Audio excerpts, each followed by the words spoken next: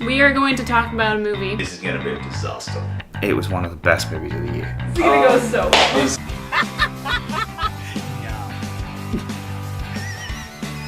Probably one of the last movies I would ever want to see in a theater.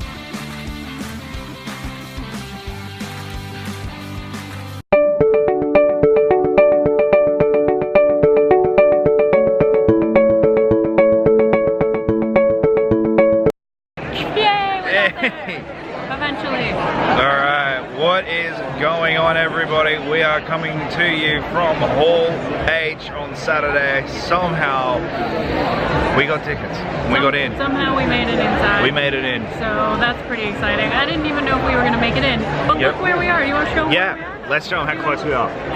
We are that close.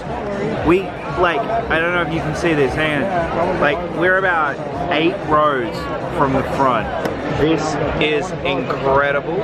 However, not only that, we're here all day. We're going to be seeing all the panels. However, before that, we do want to talk about what we saw yesterday.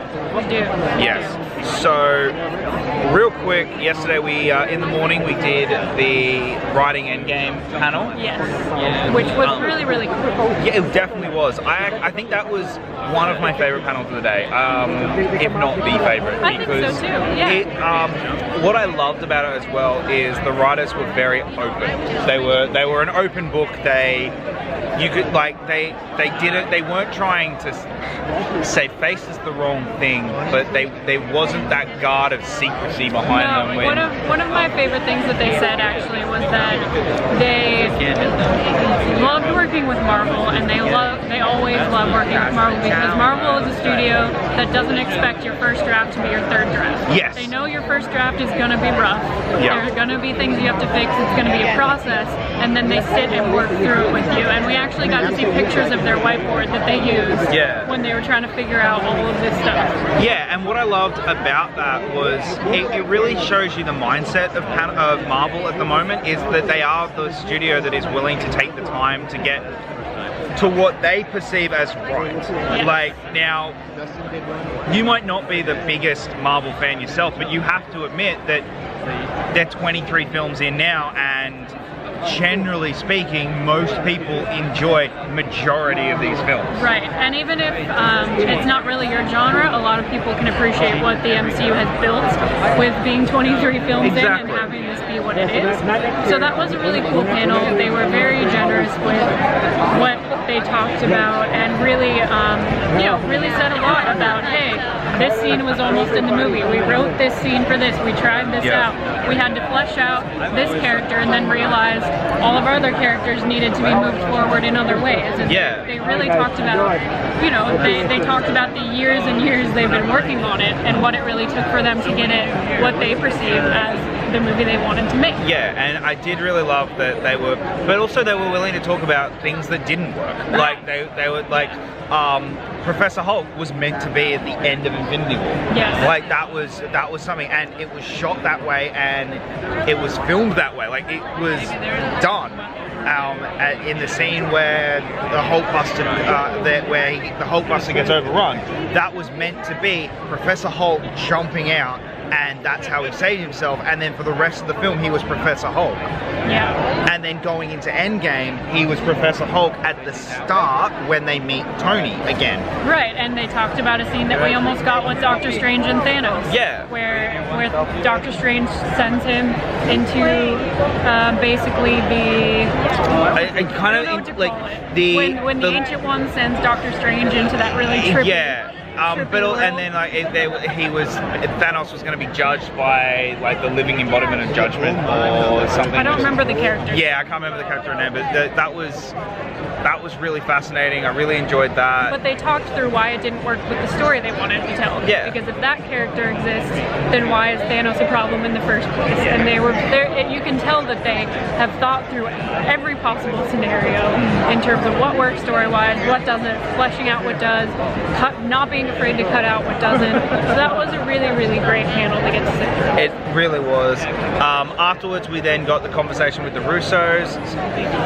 That was more interesting. I felt the Russos were a little guarded in their approach. I think that's just what they're used to at this point. They're used to being very guarded. I mean, it wasn't a problem, but yeah, I was kind of expecting a little bit more come from that. I did really enjoy the the question from the fan questions. Yeah, which was really entertaining. Basically, Ruffalo, Hemsworth, all of them sent in fan questions, which were just ridiculous. Yeah, and were really great. But that was great. I'm actually really excited. I'm glad we got to hear about Cherry. Yeah. Which is their new project with Tom Holland that looks like it's going to be really good. Yeah. They showed the new trailer for 21 Bridges. Which looked awesome. Yep. It's online now. You can actually see it already. But yeah, that looked incredible. I didn't really like the first trailer, but that one made me go, all right, I'll go see it. Yeah. They actually had played a video of Chadwick Boseman talking about it. Yep. Since he couldn't be out here, which was really cool. And that was the end of our day in Hall H yesterday. Yeah, so that was our Hall H day. Then we went up to Ballroom 20. And we got to see the boys. So we did the boys panel. The boys looks very fascinating. I'm really fascinated by the concept of it because it's very much a show that has superheroes in it, which is very the time we're in right now. You throw superheroes in what you can, but it's the exploring how do they make money, who pays for the damages of what happens in the city, what happens if they're not the morally just people that we're told over and over and over again in all of these stories that they are. Yeah. And what if they're not doing it for the greater good? What if they have other motives? And what happens? Do other people rise up to fix that or not? Do they let it happen? Yeah, and that's what I thought was really fascinating about the show. There was a screening last night, but we went to something else instead. That is true, yeah. But I really enjoyed the panel. All the cast was great. It was great having Seth Rogen and Eric Kripke there to talk about getting the project made. They told us they're already in the middle of shooting season 2, which is promising. So that means Amazon's got faith in it, which is good. Like they haven't even aired the first episode yet. It's next week. I'm really excited to watch it when it airs next week. Absolutely. Next was Carnival Row, which I'm a little bit more iffy on. All right, so sorry.